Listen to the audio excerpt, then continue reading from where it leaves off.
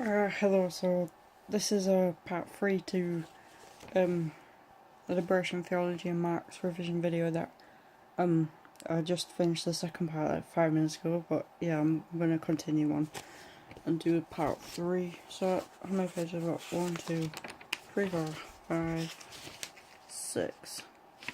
Okay, I probably won't get through all these now, so it might require part 4, but I'll do my best. Okay.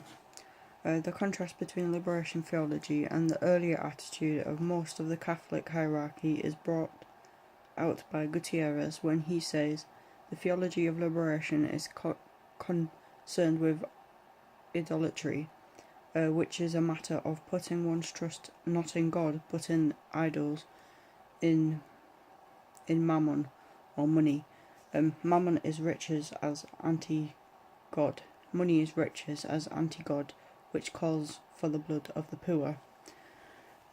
Liberation theologians are not so much looking to explain texts, but to apply them in their situation.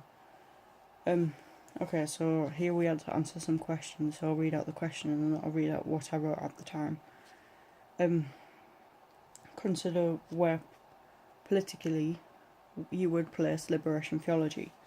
I said it's hard to say. It is obviously left and maybe even far left, but we can't conclude absolutely. At face value, it seems to be libertarian left, but if the state were to get involved to actively force equality, then that would be pushed towards Marxism or communism and become totalitarian. Okay, how do Marxism and Christianity come together? I said both are belief systems or ideologies.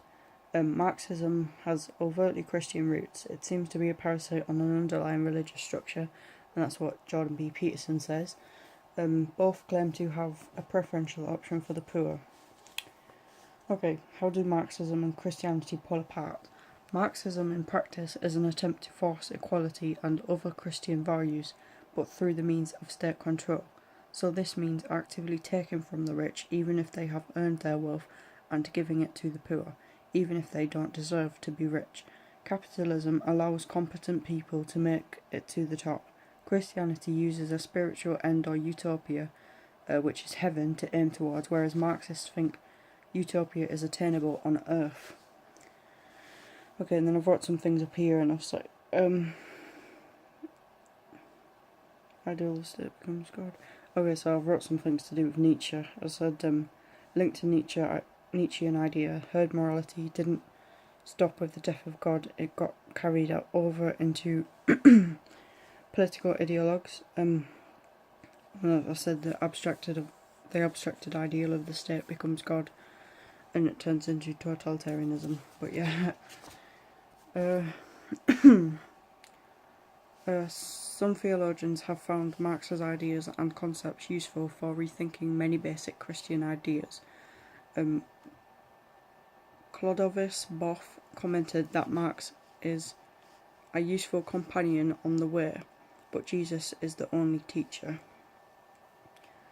Okay, and then it says here, note from your textbook how Gutierrez sees the relationship with Marxism. I do remember reading about this, but I never actually wrote it down, and I think it said something along the lines of he doesn't agree with Marxism due to the violent revolution. He thinks that people should just willingly subject themselves to helping the poor if that's what they want to do, because it's a choice to do that. But he doesn't agree with the idea of Marxism and state intervention in enforcing being good.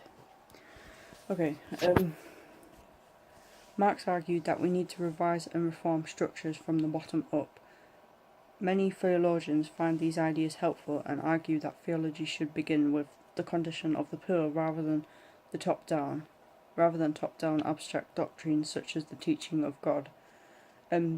This would mean that Christians would begin with actual human experience, and the message of Christianity is about transformation here and now. The reversal of a material society is one based on Christian values, not pie in the sky when you die. Jesus said, "Blessed are the meek, for they shall inherit the earth." Leonardo Boff argues, that was Matthew 5:5.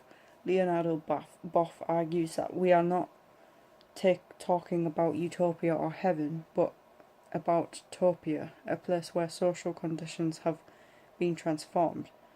Okay, well, is there much difference between a topia and a utopia? It's hard to say, and who's to say that we're going to be able to transform the social conditions for the better? I mean, we have tried that with communism and socialism, and it hasn't always turned out for the better. It's often led to a lot of problems in society, and also you can. Okay, it doesn't matter. I won't go into that yet because it's coming up in a bit. Okay, so we just say the pie in the sky when you die. So this is basically the idea that we're living our lives so that we can eventually get the reward in the afterlife of which is essentially going to heaven, but we can't attain this until after death. But apparently the Christian value is to transform things here and now. So we have to do what we can on earth in order to make living conditions as good as possible for the poor people, because that's essentially what Jesus did, and it says, "Blessed are the meek, for they shall inherit the earth." So that is I guess that's a good quote to refer to in the Bible if you're looking to enforce a doctrine of the preferential option for the poor, because it says, "Blessed are the meek." And okay, so this word meek is quite interesting because it can be translated as weak, but I remember watching a Jordan Peterson video where he actually broke down this word and he looked at the original translations, and he said it came to something more like it doesn't mean that you're weak, it means that you have a sword, it means that you have weaponry, but you choose not to use it. So it's like you're not weak, you have inner strength, and you have the ability to be able to protect yourself and stand up, but you choose not to, you choose to put that aside. So it's not necessarily weak, which changes it quite a lot actually. So if you said blessed are the meek, and you can also link this to Jungian psychology, because I guess you could call a meek person someone who has integrated their shadow self. It's like that they've got a weapon. They've integrated themselves. They're individuated, but they're choosing not to use it in the world. So it's these people who are the good people. It's the people who have an integrated self and who have recognised their shadow side, but it's that they're choosing not to use it. So I guess you could take that and say, well, it's not necessarily talking about the poor people. When Jesus says blessed are the meek, it's talking about people who have managed to integrate themselves. Anyway, Marx and Christianity agree that people are designed to work and be productive. So if they don't share in the fruits of their labours, they are being exploited. Some see Marx as standing in a long tradition of prophetic thinkers. For example, in the book of Amos in the Bible, we find, "For 3 sins of Israel, even for 4, I will not relent. They sell the innocent for silver and the needy for a pair of sandals. They trample on the heads of the poor as on the dust of the ground and deny justice to the oppressed." Okay, so that again is aiming towards the oppressed.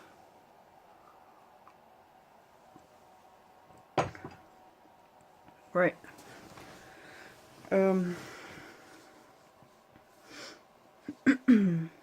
So who's it saying does that?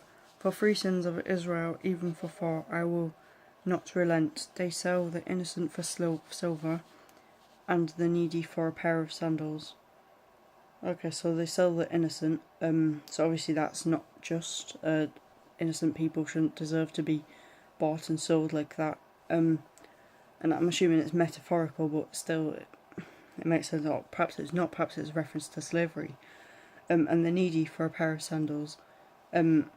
So that's quite interesting as well. They sell someone who's in need of something, so that you can fulfill your own selfish needs. So you sell another person in order to get yourself a pair of sandals, when it's perhaps that person that you've just sold that could have done with that more. They trample on the heads of the poor as on the dust of the ground. So this is comparing poor people to the dust on the ground, basically, something like dirt, and deny justice to the oppressed.